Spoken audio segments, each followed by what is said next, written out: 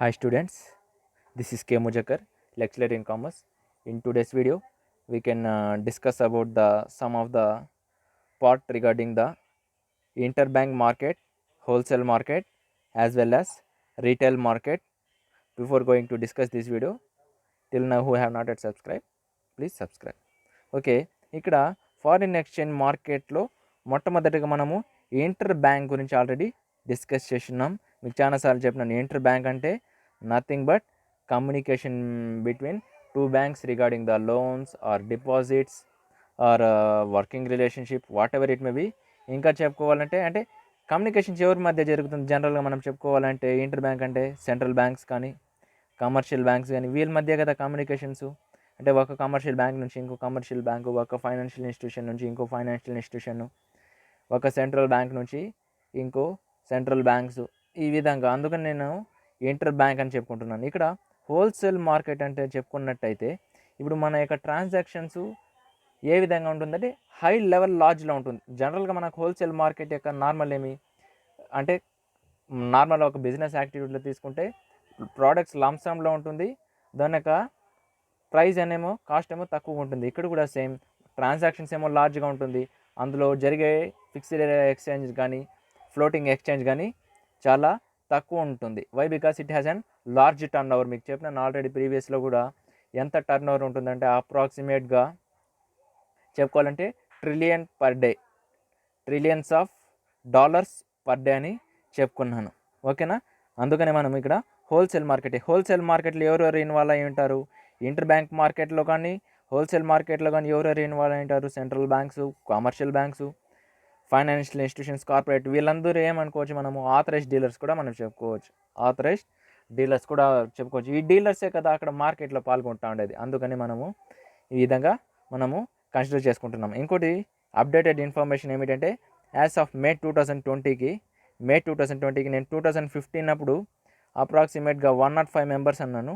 మే 2020కి అంటే ఓవరాల్గా కలిపి central banks, commercial banks, cooperative sectors, financial institutions, corporate sectors అంటే యూనియన్ స్టేట్స్ మొత్తం కలిపి ఎంత ఉందంటే 95 మెంబర్స్ ఉన్నాయి. ఇది రీసెంట్ అప్డేట్ ఇన్ఫర్మేషన్స్. మీకు ఏదైనా బ్యాంకింగ్స్లో కానీ ఎంత foreign exchange dealers association of member అని చెప్తే మీరు 95 రాయొచ్చు. నెక్స్ట్ ఇంకా దీని యొక్క యావరేజ్ లాట్ సైజ్, ఇప్పుడు మనము హోల్సేల్ మార్కెట్ కాబట్టి కంపల్సరీ దీని యొక్క లాట్ సైజ్ ఎంత ట్రేడ్ అవుతూ ఉంటుంది అంటే జస్ట్ 1 to 5 మిలియన్స్. ఎంఎన్ అంటే మిలియన్స్ అంటే యూఎస్ డాలర్స్లో.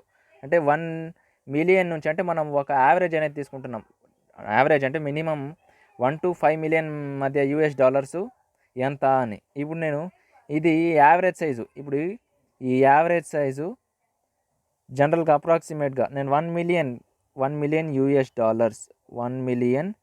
యూఎస్ డాలర్స్ ఎంత అంటే ఒక ఇండియన్ రూపీస్లో తీసుకున్నట్టయితే ఒక US dollars 1 million US dollars రూపీస్లో తీసుకున్నట్టయితే ఎంత అవుతుందంటే 7,47,30,100 7,47,30,100 అనమాట. అప్పుడు వీటి మధ్య అంటే మీరే యూ మల్టిప్లై దట్ ఏ విధంగా ఉంటుంది 2 మిలియన్ అంటే దాని యొక్క యావరేజ్ సైజ్ ఎంత అని మనము తీసుకుంటున్నాం. నెక్స్ట్ ఇండియన్ లాట్ సైజ్ కన్నా అది యావరేజ్ సైజు మనం ఓవరాల్గా సేమ్ ఇండియన్ లాట్ సైజ్ ప్రకారము తీసుకున్నట్టయితే అంటే ఇది ఓవరాల్గా హోల్సేల్ అని తీసుకున్నట్టయితే ఒక ఇండియాకి ఎంత ఉంటుందంటే ఒక 0.25 US dollars is equals to 1 million.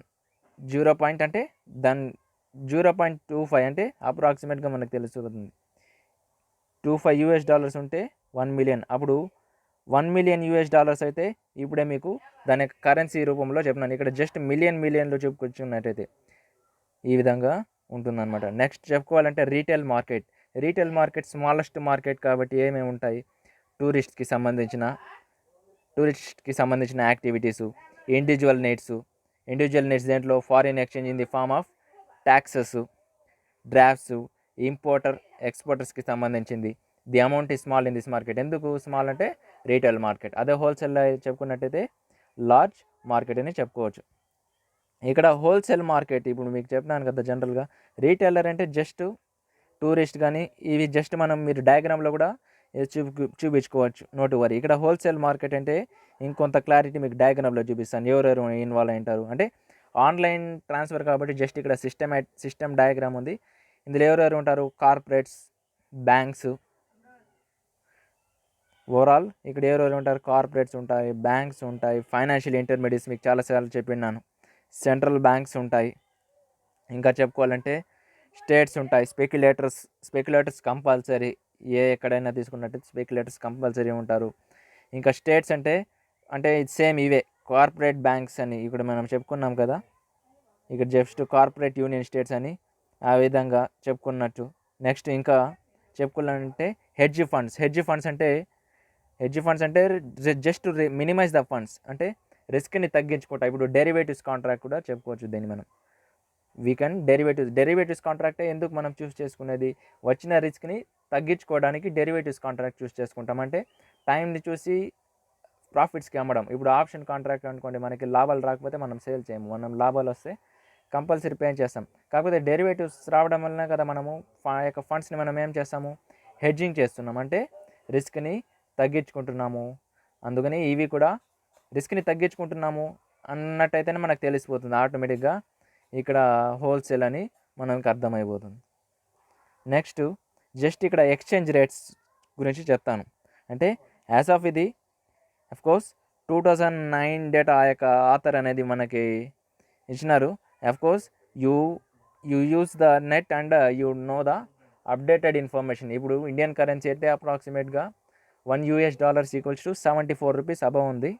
ఇప్పుడు జస్ట్ ఇక్కడ మీకు డైరెక్ట్ కోట్స్ స్పాట్ మార్కెట్ అని చెప్పుకున్నట్టయితే just I will give here. He has been chosen the New York అంటే NY అంటే న్యూయార్క్లో, అంటే 2007లో క్లోజింగ్ ఎంత, 2009లో న్యూయార్క్ క్లోజింగ్ ఎంత అంటే ఇది 10th 2007, ఇక్కడ వచ్చి 21 August 2009. You here also choose the same month, no to worry, August. ఇక్కడ చెప్తాను చూడండి. ఇక్కడ 2007లో $1 ఎంత ఉంది, 40 అంటే 2009 కాబట్టి ఇప్పుడైతే అప్రాక్సిమేట్గా 74 రూపీస్ ఉంది. ఇప్పుడు చూడండి $1 ఎంత, ఇండియన్ రూపీస్, INR అంటే ఇండియన్ రూపీస్ 40. అదే 2009లో కూడా చూడండి కరెక్ట్గా ఇక్కడ ఈ యారో మార్క్, 2009 క్లోజింగ్ ఎంత, $1 ఈక్వల్స్ టు 48.605 అంటే అప్రాక్సిమేట్గా ఏమైంది అక్కడ మనకు చెప్పుకున్నట్టయితే అప్రాక్సిమేట్గా 8 రూపీస్ ప్రాఫిట్. అంటే మనం జస్ట్ ఒక $US పరంగా చూసుకుంటున్నాం, అప్పుడు కోట్లలో ట్రాన్సాక్షన్ జరిగితే ఇంకా చెప్పుకోవాలంటే ఇక్కడ నెక్స్ట్ $1 ఈక్వల్స్ టు ఫస్ట్ 2007 నుంచి 2009కి వెళ్ళాలి. $1 ఈక్వల్స్ టు ఎంత ఉంది, 118. అంటే వీళ్ళకి చూడండి పౌండ్స్, JPY అంటే పౌండ్స్ చెప్పుకోవచ్చు, JPY అంటే పౌండ్స్, అంటే $1 ఈక్వల్స్ టు 118. $1 equals to 118.4800.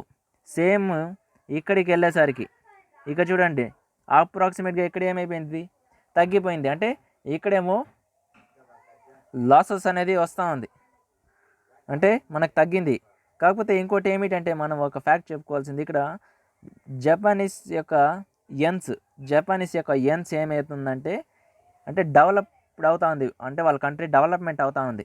అందుకని అక్కడ ఏం చూడండి $US యొక్క పొజిషన్ ఏమైంది, అక్కడ తగ్గిపోయింది. 118 పే చేయాల్సిన వాళ్ళు 2009కి 94 రూపీస్కి వచ్చింది. అంటే వీళ్ళు ఈ యొక్క రెండు మార్కెట్స్ పైన డిఫరెన్సెస్ చూసుకొని ప్రాఫిట్ ఉంటే సేల్స్ చేస్తారు, లాస్ ఉంటే. కాకపోతే ఒకటి మాత్రం ఏమిటంటే ఎవరికో ఒకరికి ప్రాఫిట్ రావాలి, ఒకరికి నష్టాలు రావాలి. నెక్స్ట్ 1 GBP అంటే గ్రేట్ బ్రిటన్ పౌండ్స్. 1 GBP అంటే 1 great Britain pounds equals to $2.0234. అంటే వీళ్ళ మధ్య చూడండి కరెన్సీ పెద్దగా వేరియేషన్ లేదు, ఎందుకంటే బ్రిటన్స్ వాళ్ళు కానీ $US వాళ్ళు కానీ అప్రాక్సిమేట్గా సేమ్. ఇప్పుడు మనకి ఇండియాకి శ్రీలంకకి ఎంత కరెన్సీ ఉంటుందంటే ఇక్కడ వీళ్ళకి పెద్దగా డిఫరెన్సియేషన్ ఉండదు, అంటే ఎక్స్చేంజ్ ఆఫ్ కరెన్సీస్లో రిస్క్ తీసుకోవాల్సిన పని లేదు. అదే ఇక్కడ మనం చూసుకున్నట్టయితే 1 GBP ఈక్వల్స్ టు 1.6508. మన ఇండియా ఒకటే, అంటే ఇవి అంతా ఏమవుతుంది $US పోలిస్తే $US తగ్గుతుంది, వీళ్ళ కరెన్సీ వాల్యూ ఇంక్రీజ్ అవుతుంది. మన ఇండియాలో పూర్తిగా ఆపోజిటే, ఇక్కడ 1 euros ఈక్వల్స్ టు $1.3697 తీసుకున్నట్టయితే ఇక్కడ చూడండి 1.4326 పెద్దగా పాయింట్స్లో వేరియేషన్ ఉంటుంది. అదేవిధంగా మనము ఇక్కడ కూడా సేమ్ ఆపోజిట్గా చూస్ చేసుకోవచ్చు. యూఎస్ డాలర్సు, సిహెచ్ఎఫ్ అంటే ఫ్రాన్స్ కరెన్సీ, ఈ విధంగా CHF France currency, Canadian US dollars. Next AUD అంటే ఆస్ట్రేలియన్ యూఎస్ డాలర్స్, ఏయుడి అంటే Australian US dollars. CNY means Chinese yuan, Chinese yuans. These are the currency. Just మనం చూపించుకుంటున్నాం, అంటే spot మార్కెట్లో ఏ విధంగా జరుగుతుంది. ఈ విధంగా అంటే ఇక్కడ స్పాట్ మార్కెట్లో మనం చెప్పుకోవాలంటే బేసిక్గా మనం ఓన్లీ వన్ కంట్రీ చూస్ చేసుకున్నాము. Only one country. US dollars అనేది బేస్ కరెన్సీ, ఓకేనా. డైరెక్ట్ కోట్స్లో యూఎస్ డాలర్స్ అనేది base currency or Indian rupees. అదే ఇండైరెక్ట్ కోర్స్ ఇక్కడ చూడండి, ఇండైరెక్ట్ కోర్స్ అంటే జస్ట్ ఆపోజిట్. ఇక్కడ యూఎస్ డాలర్స్ని బేస్ కరెన్సీ చూస్ చేసుకున్నాము, ఇక్కడ ఇండియన్ రూపీస్ని బేస్ కరెన్సీగా చేసుకుంటాం. ఇక 2009 డేటా కాబట్టి ఆథర్ ప్రకారము 100 rupees equals to 2.5 US dollars. అప్పుడు చూడండి, అప్పుడేమేది, ఇప్పుడు 100 రూపీస్కి 1.5 యూఎస్ డాలర్స్ రావచ్చు. ఫ్యూచర్లో 100 రూపీస్కి 1 యూఎస్డీనే రావచ్చు.